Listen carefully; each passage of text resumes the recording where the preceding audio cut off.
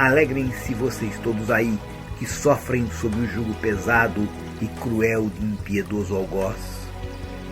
Alegrem-se vocês que julgam que a causa está perdida e que agora só resta se submeter ao inimigo. Alegrem-se vocês que acham que vivem numa prisão cercada por muros intransponíveis e vigiados por turbulentos guardas. Alegrem-se vocês que se encontram diante da face fria da serpente da morte. Alegrem-se vocês que pensam tudo estar perdido.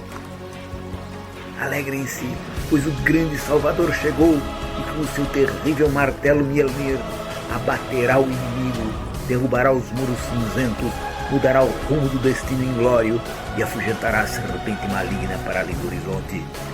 Alegrem-se, pois o grande Deus Thor chegou brandindo o seu martelo para a glória dos injustiçados e para a salvação dos oprimidos. Muito bem, que bom que estamos em boa sintonia. O objetivo deste curso de vivência é dar a você condições de enfrentar e resolver situações que sejam extremamente negativas, problemas de difícil solução e obstáculos que às vezes são considerados intransponíveis. Este trabalho está baseado em conhecimentos muito antigos. Para se obter os resultados propostos por nós, é necessário primeiro que se compreenda bem a forma do exercício, a maneira como ele é desenvolvido, que se cumpram todas as etapas que serão prescritas, todas as normas,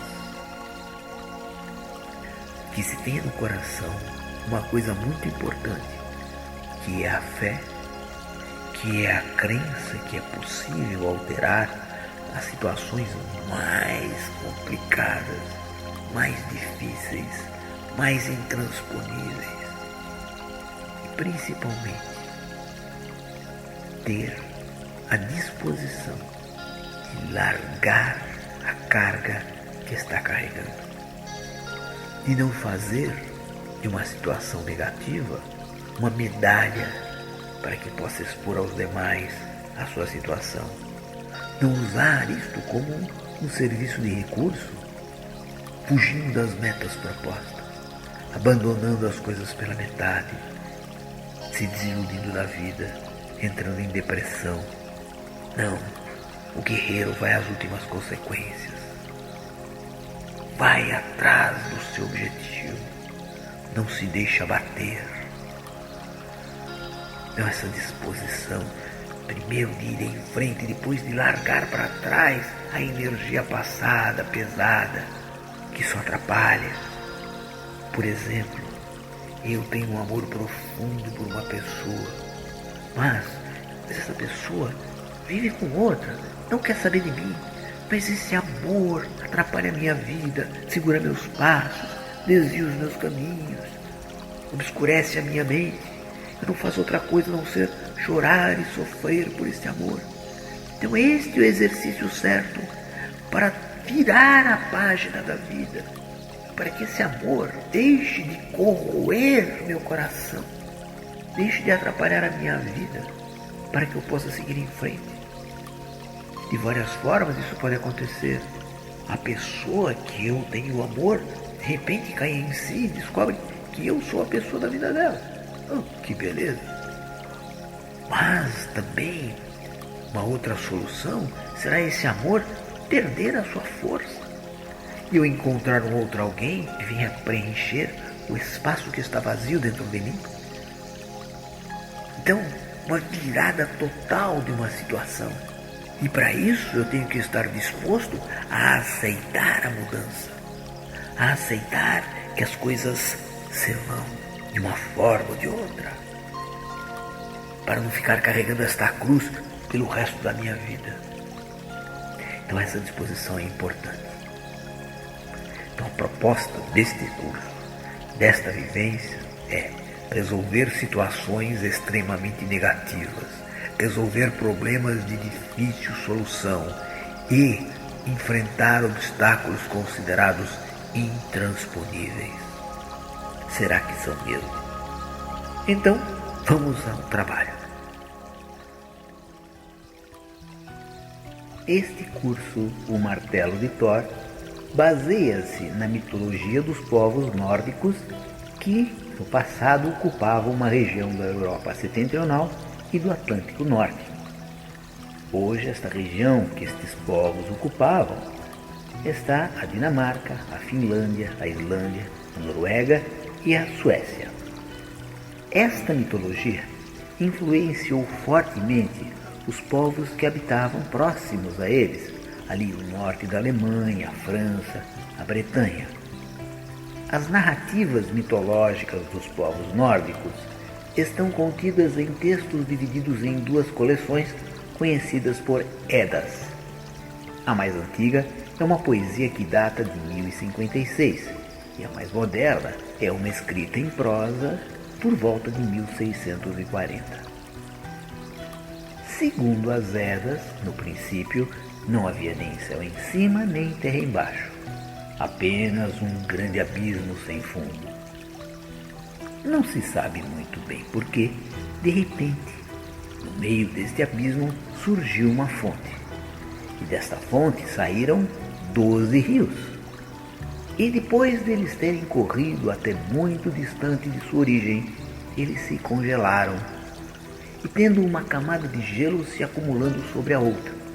Quer dizer, corriam as águas do rio, congelavam, então vinham novas águas que passavam por cima daquele gelo e congelavam, outras águas que passavam ali e congelavam, até que todo o abismo foi coberto de gelo.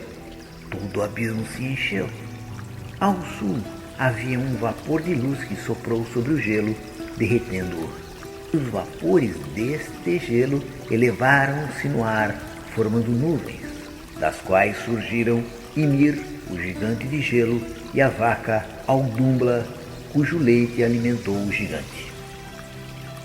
Esta vaca gerou um novo ser, que era um deus, e dele e de sua esposa, filha da raça dos gigantes, nasceram 3 irmãos, Odin, Vili e Ve. Os 3 reunidos mataram o gigante Ymir, formando com seu corpo a terra, com seu sangue os mares, com seus ossos as montanhas, com seus cabelos as árvores, com seu crânio o céu, com o seu cérebro as nuvens carregadas de neve e granizo. Com a testa de Ymir, os deuses formaram Midgard, a Terra-média, destinada a tornar-se a morada do homem. Odin estabeleceu depois os períodos do dia e da noite, colocando no céu o sol e a lua, determinando-lhes os respectivos cursos. Logo que o sol começou a lançar seus raios sobre a terra, fez brotar e crescer os vegetais. Pouco depois de terem criado o mundo, os deuses passearam juntos, satisfeitos com sua obra, mas verificaram que ela ainda estava incompleta, pois faltavam os seres humanos. Então, de vegetais da natureza, eles fizeram um homem e uma mulher, chamando-os de Aski e Embla. Odin deu-lhes então a vida e a alma. Vili deu a eles a razão e o movimento, e Ve os sentidos, a fisionomia expressiva e o dom da palavra. E a região de Midgard foi-lhes então dada para moradia, e eles tornaram-se progenitores do gênero humano. O universo passa então a ser representado ou visualizado pelo povo nórdico antigo como Yggdrasil, uma árvore colossal que era o eixo do mundo. Se você olhar na apostila, poderá entender com mais facilidade o que nós estamos colocando e o que vamos passar a você agora. Esta árvore estava localizada no centro do universo.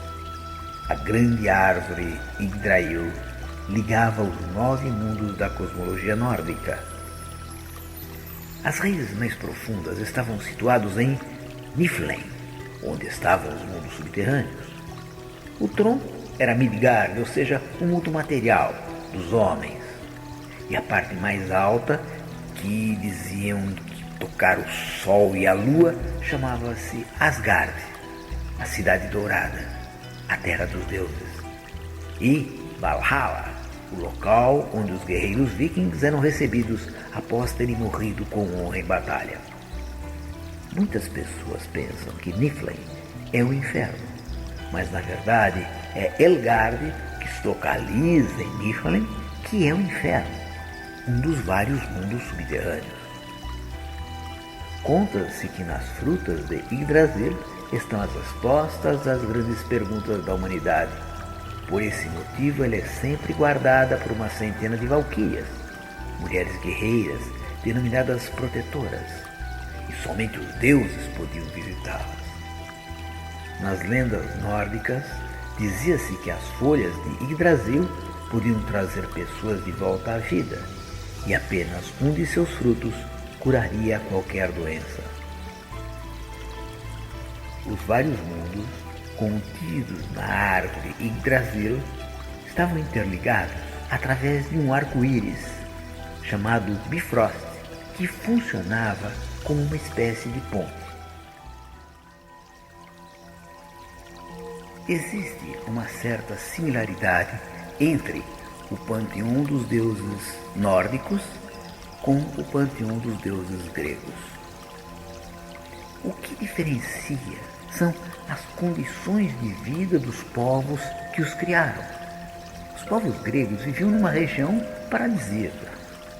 Um sol maravilhoso, um calor, o solo era fértil. Ao contrário dos povos que viviam lá no norte, com frio, com enormes dificuldades, tendo que batalhar a vida, lutar pela sua sobrevivência. Eram povos mais duros, mais práticos. Os gregos não, eram filósofos, poéticos, brincalhões. Então vamos dar uma rápida olhada no curioso panteão nórdico. Muitos deuses ali habitam. O primeiro, que seria um grande chefe, é Odin, pai de todos, protetor dos poetas, dos guerreiros, dos estadistas. Ele é o deus da morte, o deus da guerra e da magia. Ele carrega uma lança chamada Gungnir, que nunca erra o alvo, e cavalga o garanhão de 8 patas Sleipnir. Ele criou para a humanidade o alfabeto nórdico, as runas, e, num ato de sacrifício pessoal, trocou o seu olho direito pela sabedoria. A esposa de Odin é Frigga, a deusa da fertilidade, uma versão nórdica à Grande Mãe Terra. Ela é comumente representada por uma sacerdotisa nua, de cabelos longos, usando um torque. Torque é um colar de ouro. Também pulseiras nos braços e nas pernas. Veja só, Odin tem uma relação com Zeus. Frigga, a esposa de Odin, tem uma relação com Gaia, Mãe Terra, aquela que gera. Porém, aconteceu uma coisa: quando as tribos nórdicas e alemãs se converteram para o cristianismo, que a Igreja Católica chega e traz o seu catequismo, invade aquelas regiões com uma nova religião, transforma Frigga em bruxa. E como vingança, Frigga passa a se reunir todas as sextas-feiras com outras 11 bruxas e mais o demônio. E os 13 ficavam rogando pragas aos humanos.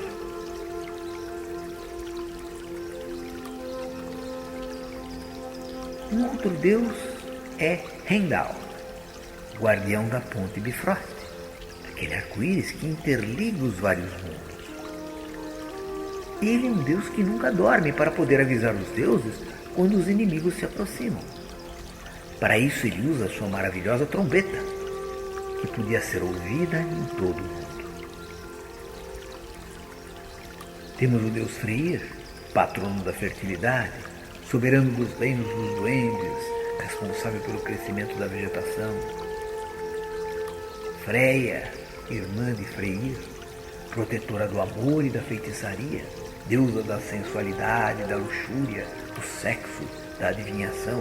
Veja a similaridade que ela tem com Vênus. Hel, filha de Loki, senhora do reino subterrâneo, meia branca, meia negra, ela é a guardiã dos mortos. Uma semelhança também com Perséfone, que vivia metade do tempo nos mundos subterrâneos, metade do tempo no mundo dos vivos. Depois temos uma figura muito curiosa chamada Loki.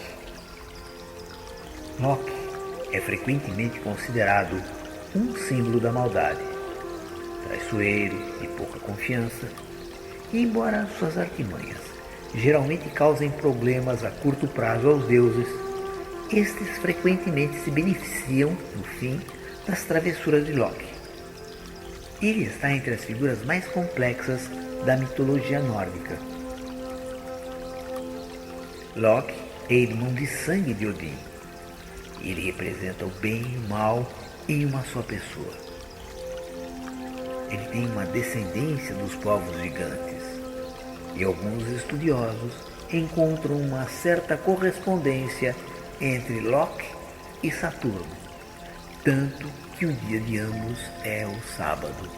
E não se esqueça, você que leva Saturno como alguém muito sério, muito sisudo, muito correto, o carnaval começou nas Saturnálias, que eram festas que celebravam Saturno. Um outro deus é Balder, filho de Odin. Ele era um semideus, amado por todos, encarnação da pureza.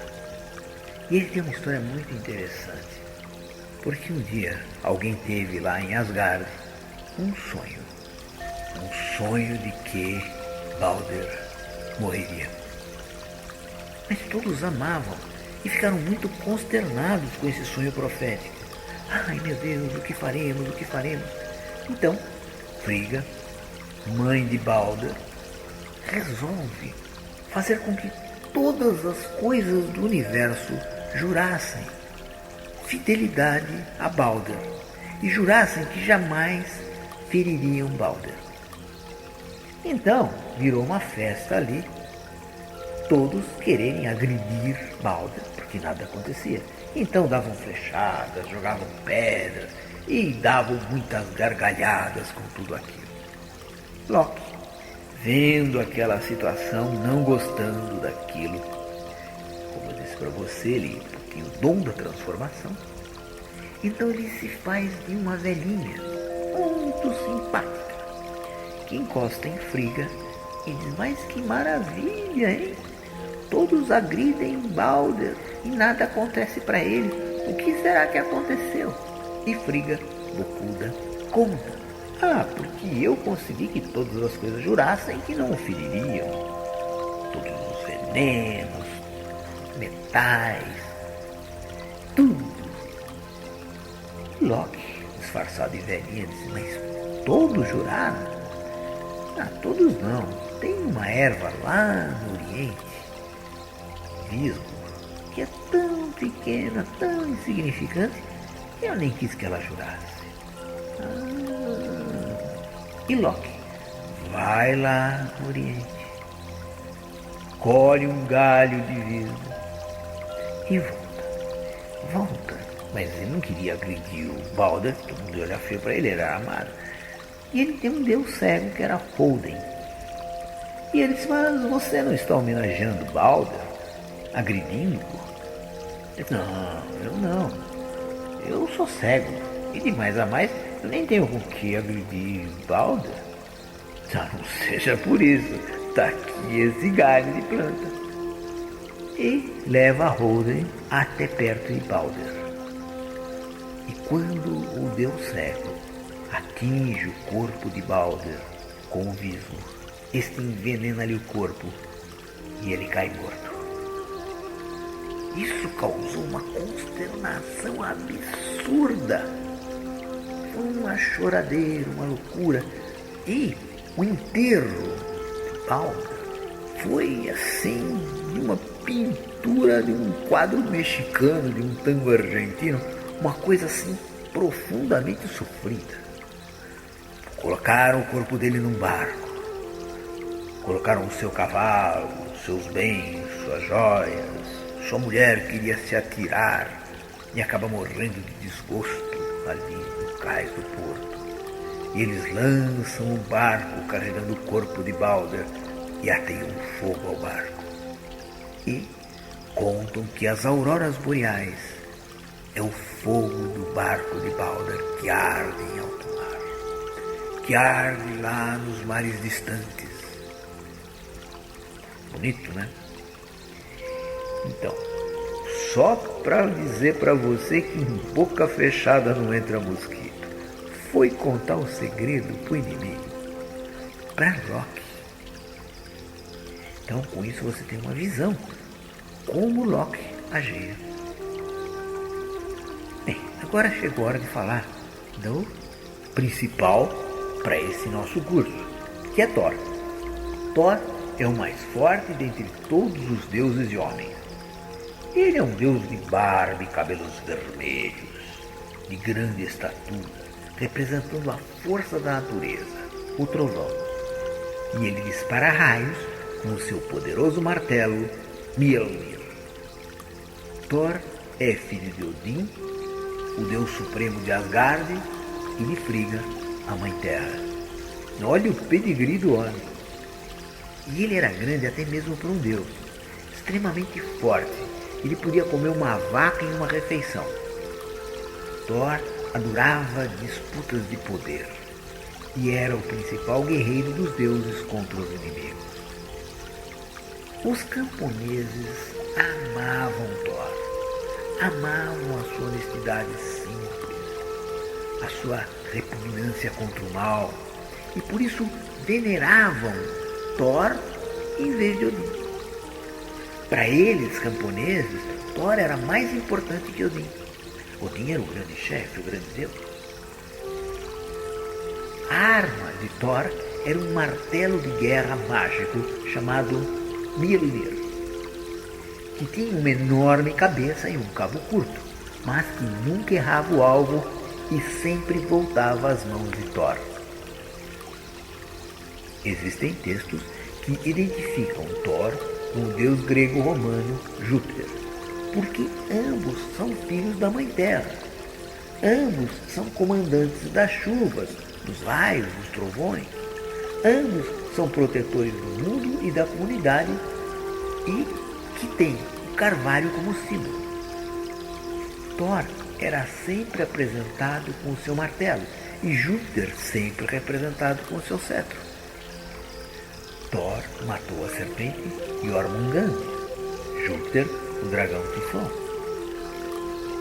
E já que falamos de Jormungand, que na mitologia nórdica é o segundo filho de Loki, com uma giganta chamada Angrboda. Que belo nome! Se tiver um dia uma filha, vou dar esse nome para ela, Angrboda. Olha que nome pomposo. Pois é. E Jormungand tem como irmãos o lobo Fenris e Hel, que é a chefe do inferno. Jormungand tem o aspecto de uma gigantesca serpente. Certa vez, por vingança, Odin raptou os 3 filhos de Loki. Esses deuses eram humanos demais para o meu gosto. Então Odin raptou os 3 filhos de Loki e ele jogou Jormungand no grande oceano que circunda Midgard, local onde ele passou a viver desde então. Porém, essa serpente cresceu tanto, mas cresceu tanto que ficou capaz de envolver toda a Terra-média, todo Midgard, e morder a sua própria cauda. Como resultado disso, ganhou um nome alternativo de Serpente de Midgard ou Serpente do Mundo. Mas por que eu estou falando dele aqui? Porque Jormungand é o arqui-inimigo do deus Thor. Quando o deus Thor derrota Nilfgaard, todo o universo começa de novo. Há um renascer completo, uma mudança radical em tudo. Mas eu queria, antes de prosseguir, me deter um pouco mais no martelo de Thor. Antes do cristianismo chegar aos países nórdicos, acreditava-se que Thor cruzava os céus numa carruagem puxada por 2 bodes. E que quando ele agitava o martelo, produziam-se raios e trovões. Você sabe que quando troveja e relampeja, geralmente chove. E como a chuva era vital para os camponeses, Thor era adorado como um deus da fertilidade. Na sua simplicidade, eles achavam que chovia quando Thor agitava o martelo. Tem muita gente que hoje acredita que chove quando São Pedro lava o céu. E quando ele empurra os móveis do céu, são os trovões. Pois é, eles acreditavam que Thor movia o martelo. E quando caía a chuva enviada pelo grande Deus, as sementes germinavam e as plantas cresciam nos campos. Veja bem, os camponeses não entendiam por que as plantas cresciam, mas sabiam que tinha alguma coisa a ver com a chuva. Além disso, todos eles acreditavam que a chuva estava diretamente relacionada a Thor, que assim tornou-se um dos deuses mais importantes do norte da Europa. Veja a egrégora que este cara tem. A força do pensamento de milhares de pessoas que na sua pureza criam uma energia, criam um modelo de força do bem contra o mal. Por outro lado, os vikings imaginavam um mundo habitado como uma ilha, e que era constantemente ameaçada por perigos externos. Como eu já disse, esta parte habitada do mundo eles chamavam de Midgard, ali onde eles viviam, o reino do meio. Sobre Midgard também havia Asgard, a morada dos deuses. E fora de Midgard havia Utgard, o reino de fora, habitado pelos perigosos trolls, pelos ogros, que não se cansavam de tentar destruir o mundo com toda a sorte de golpes baixos. Estes monstros malignos também são chamados de forças do caos. Uma das possibilidades que os trolls tinham de destruir Midgard era roubar Frigga, a deusa da fertilidade. Se eles conseguissem isso, nada mais cresceria nos campos e as mulheres ficariam estéreis. Não poderiam ter mais filhos. Por isso os deuses bons tinham que manter os trolls afastados.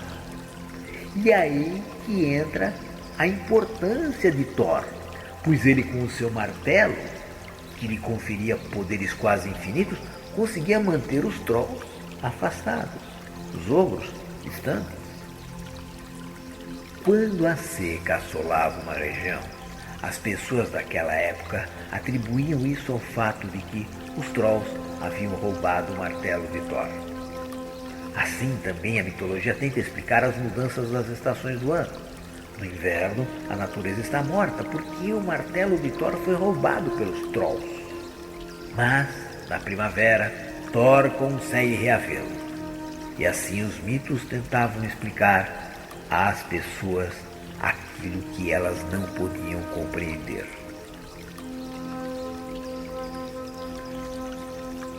Entre tantas histórias relacionadas a esta luta entre o bem e o mal, eu escolhi contar essa aqui, porque acho bem curiosa. Certa vez, o martelo de Thor foi roubado por um gigante chamado Thrym. Sem saber o que fazer para reavê-lo, Thor pede ajuda a Loki, que vai até o ladrão para tentar negociar a devolução do precioso martelo. E Loki, depois de um tempo, voltou e diz que Thrym só vai entregar o martelo desse a mão de Frigga e for dada em casamento. Como Frigga recusa-se perentoriamente a desposar o gigante, afinal ela era mulher de Odin, ela era mãe da natureza, era absolutamente impossível este casamento. Então o que fazer? O que fazer? O deus Heimdall sugere que Thor se vista como Frigga e vá ter com o gigante Thrym. Foi uma gargalhada geral. Asgard inteira caiu numa profunda gargalhada. E mesmo assim, debaixo do riso dos deuses, Thor concordou em ser travestido de noiva. Afinal, o martelo dele é a maior defesa de Asgard e tem que ser recuperado a qualquer preço. Foi assim que Loki partiu para o reino do gigante, levando Thor disfarçado como futura noiva de Thrym. O gigante recebeu os dois com grande pompa. Tapete vermelho, grandes festas, muitas fogueiras e mandou vir muita comida, muita bebida. À mesa, Thor não se fez de rogado. Devorou 8 salmões, 5 bodes e um boi inteiro. E para rematar tudo isso, bebeu 3 barris de hidromel. Quando Thrym comenta com Loki que nunca viu uma mulher comer tão vorazmente, Loki responde que Frigga não comia há 8 dias de tão nervosa que estava só pensando na noite de núpcias que lhe aguardava com tão maravilhoso esposo. Aquilo encheu Thrym de orgulho. Satisfeito com a resposta, ordenou que trouxessem um martelo e que o colocassem sobre o colo da noiva para que ela fosse abençoada com uma grande prole. Assim que Thor tem um martelo em seu colo, ele o empunha e revela-se como o deus do trovão, massacrando Thrym e todos os outros gigantes do salão.